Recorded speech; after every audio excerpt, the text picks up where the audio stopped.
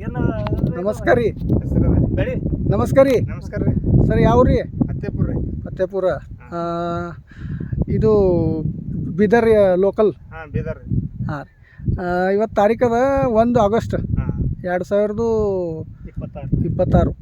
ಇದು ಬಿತ್ತಣಿಕೆ ಆಗ್ಯಾವ ರೀ. ಜೂನ್ಗೆ ಆಗಿದೆ ರೀ ಫಸ್ಟ್.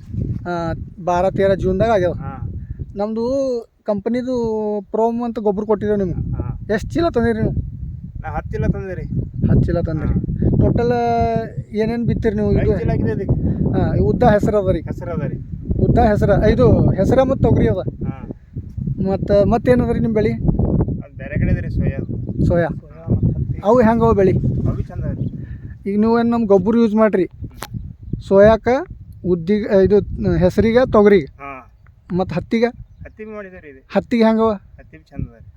ಅಂದ್ರೆ ನೀವು ಏನು ಹತ್ತಿ, ತೊಗರಿ, ಸೋಯಾ ಮತ್ತು ಹೆಸರು ಹಾಂ 4 ಬೆಳೆ ಚಂದವ ಅಂತೀರಿ. ಚಂದ ಗೊಬ್ಬರ ಚಂದ ಅದ ರೀ. ಚಂದ ರೀ. ಬಿತ್ತಕ್ಕೇನು ಪ್ರಾಬ್ಲಮ್ ಬರ್ತೇನೆ? ಇಲ್ಲ ಏನಿಲ್ಲ ರೀ. ಬಿತ್ತಲಕ್ಕೆ ಭಾರಿ ಅದ. ಹಾಂ ಅಂದ್ರೆ ಇದು ಗೊಬ್ಬರ ಪಾಸ್ ಅದ ಅಂತೀರಿ ನಿಮ್ಗೆ? ನಮಗೆ ಪಾಸ್ ಅದ ರೀ. ಏನಂತ ಬೆಳೆ ಸರ್? ಎಲ್ಲ ಕಡೆ ಒಂದು ಸೌನ್ ಅದೇನು ಸಣ್ಣ ಸೇಮ್ ಅದ ರೀ ಎಲ್ಲ ಕಡೆ. ನೀವು ಅಂದ್ರೆ ಹಿಂಗೆ ಸಣ್ಣ ಧಮ್ಮ ಎಲ್ಲಿಲ್ಲ, ಸೇಮ್. ಟೋಟಲ್ 10 ಎಕರೆ ಅದ ರೀ ನೀವು.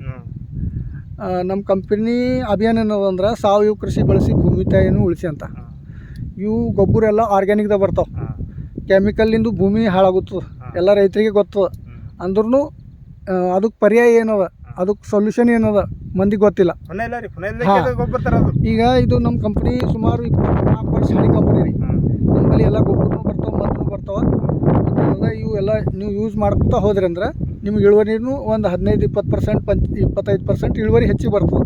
ಹೆಂಗಪ್ಪ ಅಂದ್ರೆ ಈಗ ಹೆಸರು ಒಂದು 5 ಕ್ವಿಂಟಲ್ ಆಗಾಜಾಗಿಲಿ 6 ಕ್ವಿಂಟಲ್ 7 ಕ್ವಿಂಟಲ್ ಹೆಸರು ಆಗ್ತದೆ. ಸೇಮ್ ತೊಗರಿನೂ ಹಾಗೆ 1 ಕ್ವಿಂಟಲ್ 2 ಕ್ವಿಂಟಲ್ ಇಳುವರಿ ಹೆಚ್ಚು ಬರ್ತದೆ. ಹಾಂ ಅಂದರೆ ಈಗ ಇದು ಇಲ್ಲಿ ತನಕ ಎಲ್ಲ ಚಂದ ಅದ. ಹಾಂ ಬೆಳೆ ನಂಬರ್ 1 ಅದ.